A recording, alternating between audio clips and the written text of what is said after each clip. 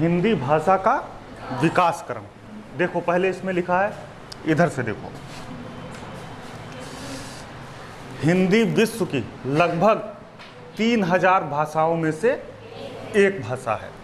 भाषा परिवार के आधार पर भारोपीय परिवार यानी इंडो यूरोपियन की भाषा है। फिर भारत में 4 भाषा परिवार कौन कौन से बेटा? भारोपीय, द्रविड़, ऑस्ट्रिक, चीनी व चीनी तिब्बती मिलते हैं। भारत में बोलने वालों के प्रतिशत के आधार पर भारोपीय परिवार सबसे बड़ा परिवार है।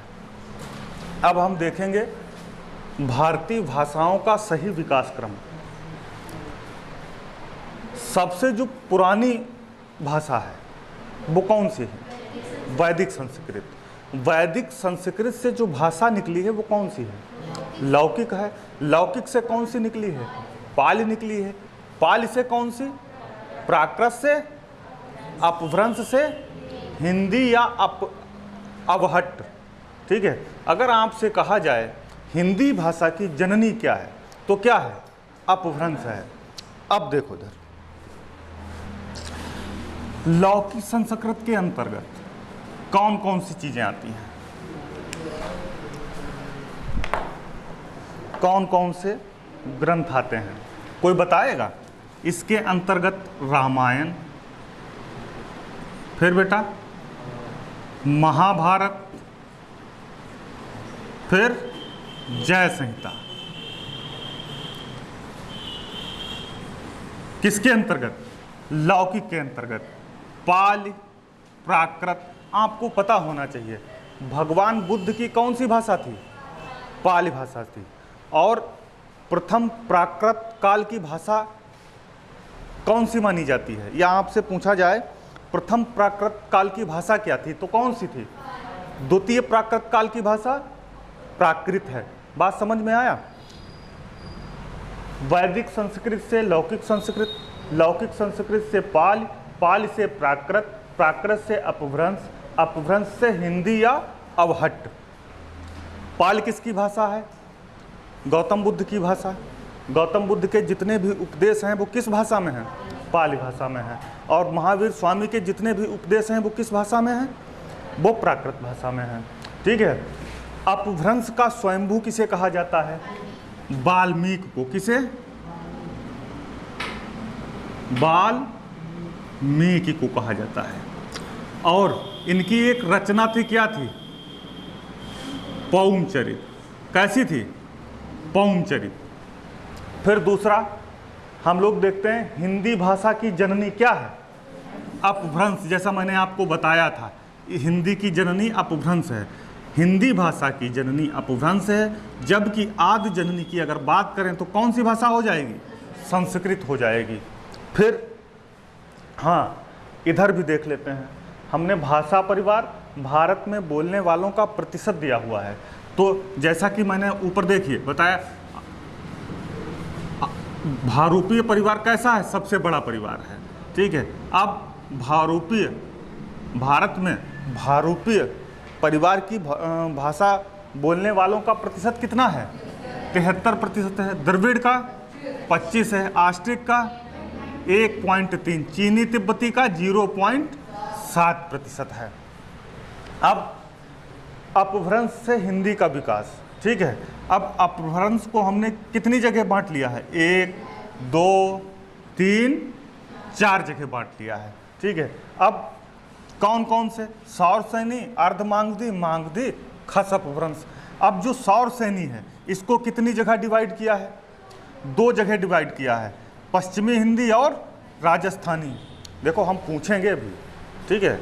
बाद में ये मत कहना कि मतलब हमको याद नहीं है, बाद में है हमको नहीं याद है सर जी। ठीक है, ये सब नहीं चलेगा। ठीक है। जब पढ़ा रहे हैं तो ध्यान से देखो। ठीक है। बाद में सवाल पूछें तो इधर उधर देखो। ठीक है। ऐसे करो, ऐसे करके ऐसे मुँह छुपाओ, ये सब ना, गलत बात। ठीक है। अभी पूछेंगे हम, एक एक सवाल पूछेंगे आपसे। ठीक है। अपभ्रंश को कितनी जगह हमने बांटा है? 4 जगह। पहला, दूसरा, तीसरा, चौथा, खस अपभ्रंश। अब सौर सैनी में देखिए, सौर सैनी को दो जगह बांटा है, पश्चिमी हिंदी, राजस्थानी हिंदी। अब पश्चिमी हिंदी के अंतर्गत कौन कौन सी बोलियां आती हैं? ठीक है, पहली कौन सी है?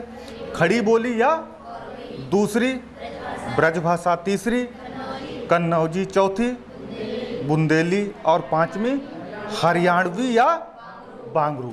अब राजस्थानी के अंतर्गत देखते हैं, जयपुरी पहली कौन सी? दूसरी मारवाड़ी, तीसरी मेवाड़ी, चौथी मालवी। किसके अंतर्गत? राजस्थानी के अंतर्गत। अर्धमागधी के अंतर्गत देखते हैं, इसको क्या बोलते हैं? पूर्वी हिंदी। पहली, दूसरी, तीसरी छत्तीसगढ़ी, यानी अवधी, बघेली, छत्तीसगढ़ी। फिर बिहारी के अंतर्गत मगही, मैथिली, भोजपुरी। इसमें भी 3 भाषा हैं, इसमें भी 3 भाषा हैं, इसमें 4 भाषा हैं, इसमें कितनी हैं? 5 भाषा हैं, और इधर भी 3 भाषा हैं। ठीक है, खस में, पहाड़ी हिंदी में। और एक कौन सी पहाड़ी हिंदी भाषाएं हैं? जब हम आपको पढ़ा रहे थे, क्या पढ़ा रहे थे? मैप बता रहे थे,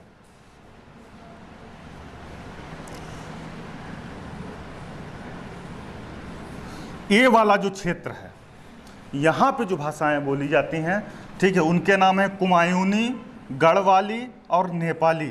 ठीक है, पहले जो कुमायूं था और गढ़वाल था, ये हमारे जिले हुआ करते थे उत्तराखंड में। ठीक है, नेपाल से जो सटे हुए हैं, यहाँ पे जो भाषा बोली जाती है उत्तराखंड में, वो कुमायूनी, गढ़वाली और नेपाली बोली जाती है। इतना आपको क्लियर हुआ है? किसी को कोई दिक्कत ना हो तो कुछ सवाल और आगे देख लेते हैं। अगर मैं आपसे सवाल करूं, हिंदी दिवस कब मनाया जाता है? 14 सितंबर को। अच्छा, हिंदी को संवैधानिक दर्जा कब मिला था? 14 सितंबर 1949 को, कि हर राज्य की जो भाषा होगी वो राजकाज की भाषा होगी, वो क्या होगी? हिंदी होगी। ठीक है, अच्छा, किस अनुच्छेद के अंतर्गत आती है? 343 के अंतर्गत। ठीक है, अच्छा, जो राजभाषा है या संघ की भाषा है, ठीक है, किस भाग में है? हाँ, भाग 17 में है। किस में है? भाग 17 में है। अच्छा, अनुच्छेद 350 में क्या है? हिंदी को प्राथमिक स्तर पर, हिंदी भाषा को प्राथमिक स्तर पर आगे बढ़ाना, या बताओ, किसी को पता है? हिंदी भाषा को प्राथमिकता देना 350 के अंतर्गत। ठीक है, 351 के अंतर्गत क्या आता है? हिंदी को प्रोत्साहन देना।